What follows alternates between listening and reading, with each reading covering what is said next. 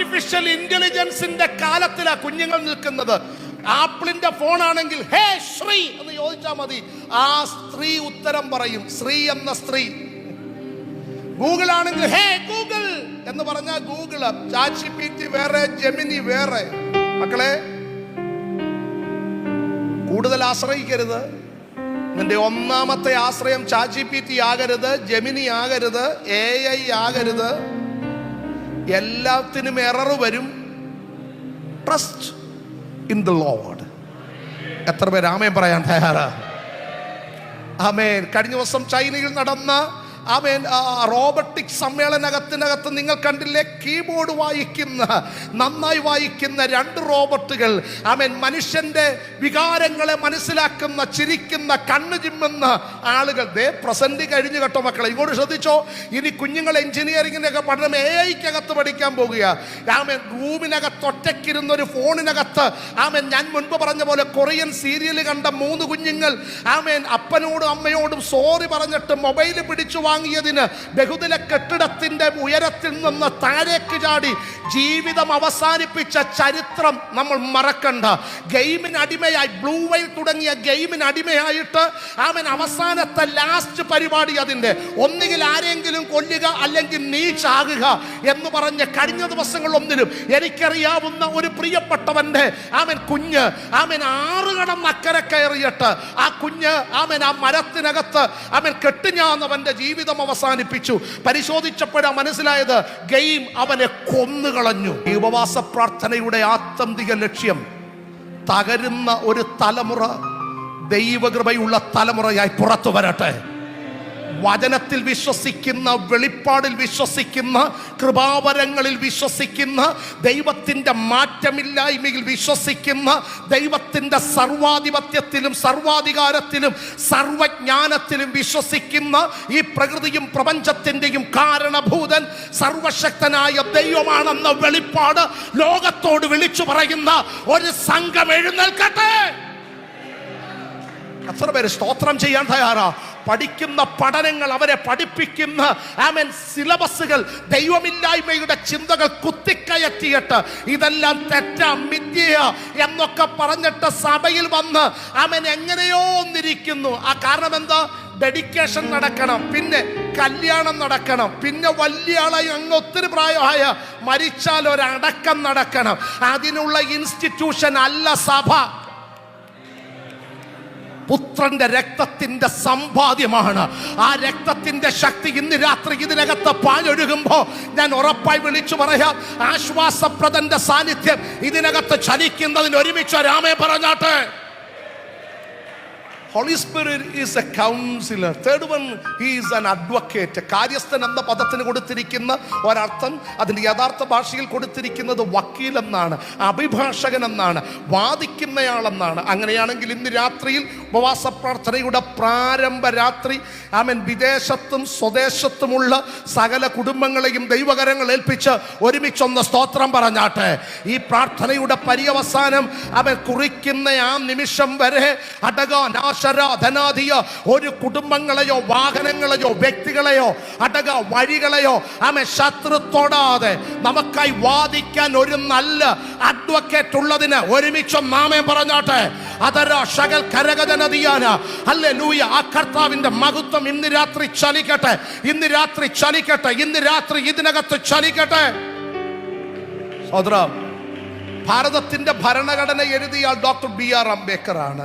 അദ്ദേഹം എഴുതിയ നിയമസംഹിത ഇന്നും നിലനിൽക്കുന്നു. വാദിക്കാൻ വക്കീലുമാർ ഇന്നും BA LLB പഠിക്കുന്ന ആളുകൾ അത് നന്നായി പഠിക്കുന്നു. LLM അടുത്ത അതിൻ്റെ ഗ്രാജുവേഷൻ, PG കോഴ്സുകൾ ഇതൊക്കെ ചെയ്തിട്ട് ഹൈക്കോടതിയിലോ സുപ്രീം കോടതി വരെ അവർക്ക് വക്കീലായി പോകാം. പക്ഷേ അവർ വാദിക്കുന്ന സമയം അത് എഴുതിയ ആള് ഒരു കാരണവശാലും ആ കോടതിയിൽ വരില്ല. കാരണം അദ്ദേഹത്തിന് ഡേറ്റ് ഓഫ് ബർത്തും ഡേറ്റ് ഓഫ് ഡെത്തുമുണ്ട്. ജനിച്ചു, ഒരിക്കൽ അദ്ദേഹം മരിച്ചു. എന്നാൽ ഈ പുസ്തകത്തിൻ്റെ മാത്രം പ്രത്യേകത 40 എഴുത്തുകാരാൽ എഴുതിയ 66 പുസ്തകത്തിലെ ഏതൊരു വാക്യം വായിക്കാൻ ഇതൊന്ന് തുറക്കൂ. ഒറ്റ എഡിറ്ററെ വേദപുസ്തകത്തിനുള്ളൂ. അത് പരിശുദ്ധാത്മാവാകയാലാമേ പറയണം. അത് തുറക്കുന്ന ഒരു വ്യക്തി ഏത് ഭാരത്തിൻ്റെ നടുവിലാണെങ്കിലും അവിടെ കർത്താവിൻ്റെ സാന്നിധ്യം ഇറങ്ങി വന്നിരിക്കും. ഒരേ ഒരു പുസ്തകത്തിന്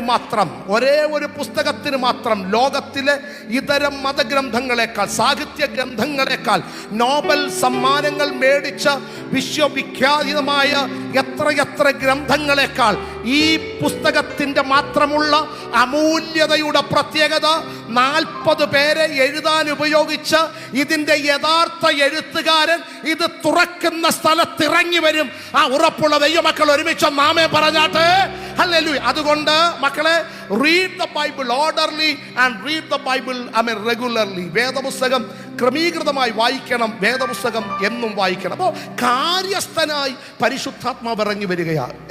ഫോർ എക്സാമ്പിൾ, ഇങ്ങോട്ട് ശ്രദ്ധിച്ച മോനെ, ഒരാളെ തകർക്കാൻ, ഇല്ലാതെയാക്കാൻ പിശാച് ഭയങ്കര പദ്ധതി ഒരുക്കി. നീ നന്നായിട്ട് കിടന്നുറങ്ങുകയാണ്. ഉറങ്ങുന്ന സമയം സ്തോത്രം പറയുന്നില്ലല്ലോ.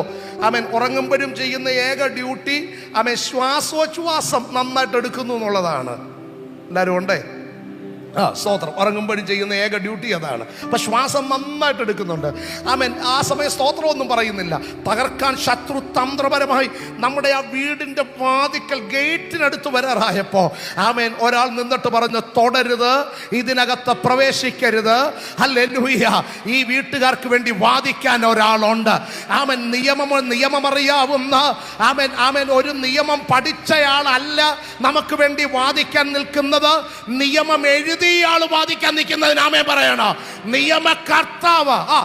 അതുകൊണ്ട് വാഹനം ഓടിച്ചപ്പോൾ ആക്സിഡന്റ് ഉണ്ടാകാതെ ജസ്റ്റ് എസ്കേപ്പ് ആയിട്ട്, അയ്യോ ഇപ്പൊ ആക്സിഡന്റ് ഉണ്ടായേനെ, മരണം മുൻപിൽ വന്ന മാരക രോഗങ്ങൾ വിട പറഞ്ഞ് ജസ്റ്റ് രക്ഷപ്പെട്ടപ്പോ നല്ല ഡോക്ടറാണ് എന്ന് പറയുന്നതിനേക്കാൾ ഒരു നല്ല വാക്ക് ഇന്ന് രാത്രി ഞാൻ നിങ്ങളോട് ആത്മാവിൽ പറയുന്നു. ഹല്ലേലൂയ. ഇറങ്ങി വന്ന് വിടുവിച്ച കർത്താവ് വലിയവനാകിയാൽ ഒരുമിച്ചൊന്ന് സ്തോത്രം പറഞ്ഞാട്ടെ. അവിടുത്തെ സാന്നിധ്യത്തിന് ഇന്ന് രാത്രി ഒരുമിച്ച് ദൈവത്തിന് നന്ദി പറയട്ടെ.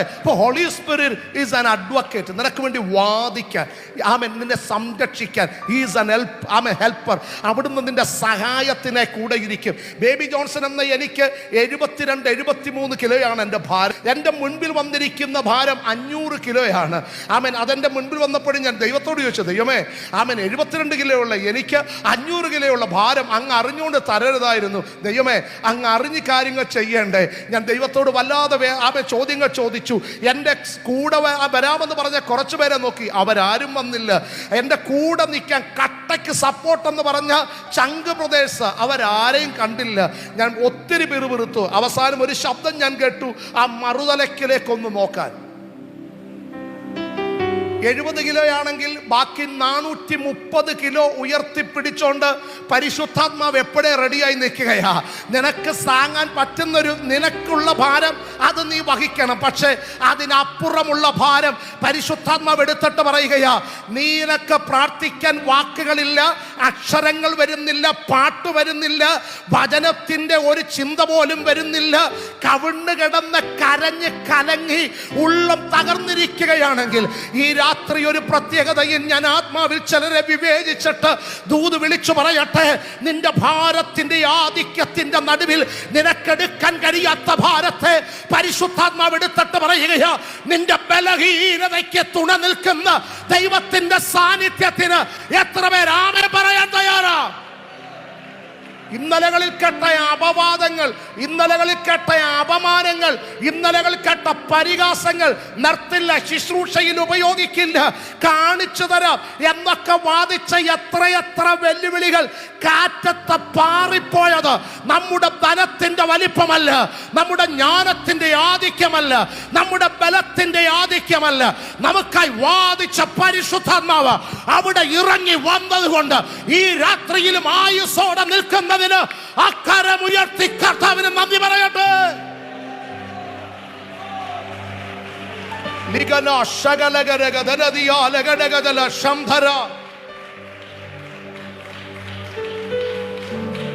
ആരാണ് പരിശുദ്ധാത്മാവ്?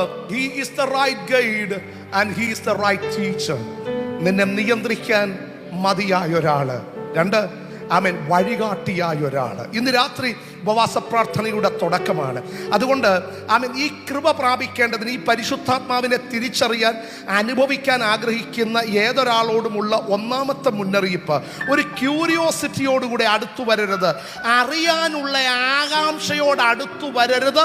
ദൈവസന്നിധിയിൽ പഠിക്കാനുള്ള കാര്യമാണോ, അറിയാനുള്ള ആഗ്രഹത്തോടെ പോകാം. പക്ഷേ ദൈവസന്നിധിയിൽ വരുന്നത് അറിവിൻ്റെയോ അറിയാനുള്ള ആഗ്രഹത്തിലാകരുത്, പകരം അനുഭവിക്കാനുള്ള ആഗ്രഹത്തോടു കൂടെ ആയിരിക്കണം. ഒന്ന് സ്തോത്രം പറഞ്ഞാട്ടെ. ആമേൻ. ചില കുഞ്ഞുങ്ങൾക്ക് വേണ്ടി പ്രാർത്ഥിക്കുമ്പോൾ കൃപ പ്രാപിക്കാൻ ഭയങ്കര ബുദ്ധിമുട്ടാണ്. ചിലർക്ക് വേണ്ടി പ്രാർത്ഥിക്കാൻ നേരം അഭിഷേകം പ്രാപിക്കാൻ ഭയങ്കര ബുദ്ധിമുട്ടാണ്. കാരണം വേണ്ടാത്തത് എന്തൊക്കെയോ തലച്ചോറ് കയറിയിട്ടുണ്ട്. നെഗറ്റീവായ ചില വാർത്തകൾ, നെഗറ്റീവായ ചില ചിന്തകൾ, ആമേൻ, ആരുടെയൊക്കെയോ കുറ്റം പറഞ്ഞത്, ആരുടെയൊക്കെയോ വേണ്ടാത്ത കാര്യങ്ങൾ സംസാരിച്ചത്, ഇടപെട്ടത്, ഇതൊക്കെ തടസ്സമായി നിൽക്കുകയാ. പരിശുദ്ധാത്മാവിനെ തൊടാൻ പറ്റുന്നില്ല. എന്നാൽ ഇന്ന് രാത്രി എല്ലാത്തെയും ഒന്ന് ബൈ പറഞ്ഞിട്ട് പറ, ഇന്ന് രാത്രി കർത്താവേ, അവിടുത്തെ സാന്നിധ്യം എനിക്ക് അനിവാര്യമാണ്.